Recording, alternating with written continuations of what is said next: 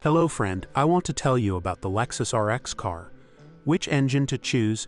The good news is that each type of drive is good in this car, although it is aimed at a specific customer.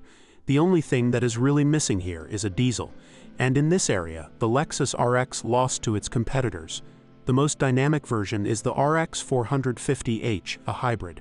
It is also the most economical. In practice, it burns about the same on the road as the 350 version, but in the city it beats it hands down.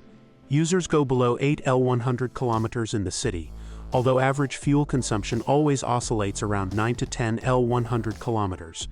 The RX 350 version, remember that it is rare because these are cars from the USA, is a great option for people who value classics, traditional automatic, and good dynamics. Here, as an alternative to a hybrid, you can use LPG power. However, you have to remember that the installation for this car must be well matched and can be quite expensive. The problem here is the combined injection, i.e. direct and indirect, as well as the Atkinson work cycle.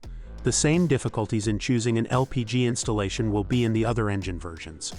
The smallest 2.0 turbo engine is a unit known from smaller and lighter Lexuses, but it is completely sufficient to power the RX. It offers a large dose of power, but above all torque, which generates a maximum of 350 Nm. This is only 20 Nm less than the V6 unit, with the 2.0 having a maximum in the range of 1650 to 4000 and the V6 in the range of 4600-4700.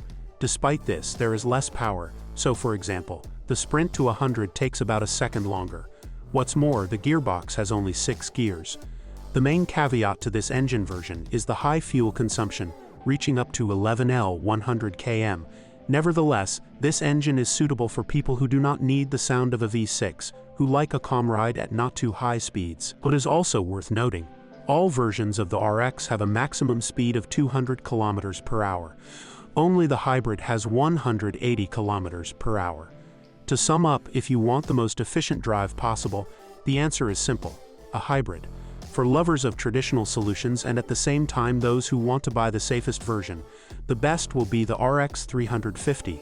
Of course, it will be safe provided that we know the history of the car, because these are cars from the USA. In turn, a car with a 2-liter engine is simply the cheapest in relation to the year of production. 3 versions for 3 different recipients, so the choice is quite simple. Typical faults: it is difficult to write anything about typical faults in this model because it is a new car, and well-maintained cars still dominate the market.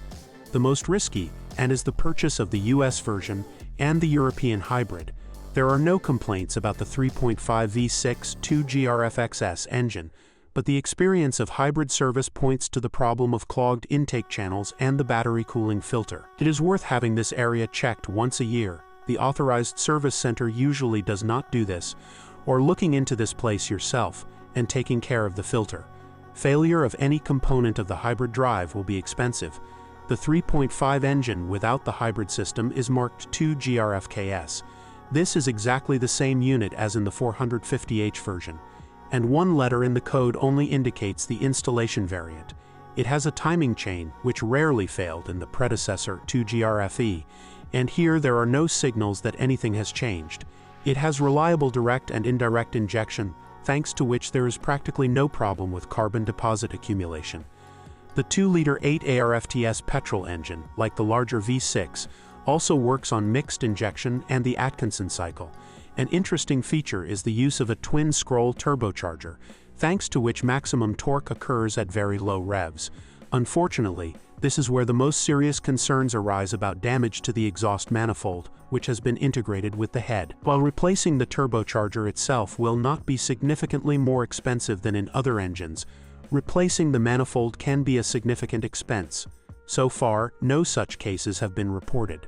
A relatively common unwanted phenomenon is wheel vibration. It is not entirely the wheels themselves that are to blame because the suspension design and wheel size make the car sensitive to the slightest deviations from ideal. It is therefore worth taking care of the full efficiency of the suspension and rotating the tires once a year. It is also a good idea to buy tires from a higher shelf. After purchasing a car from the first 2 years of production, it is worth going to an authorized service center to check whether it is not subject to a passenger airbag service campaign. Thanks for listening to me. Don't forget to subscribe to the channel and rate my video. If you know any problems with this car that I didn't mention, be sure to write about them in the comments.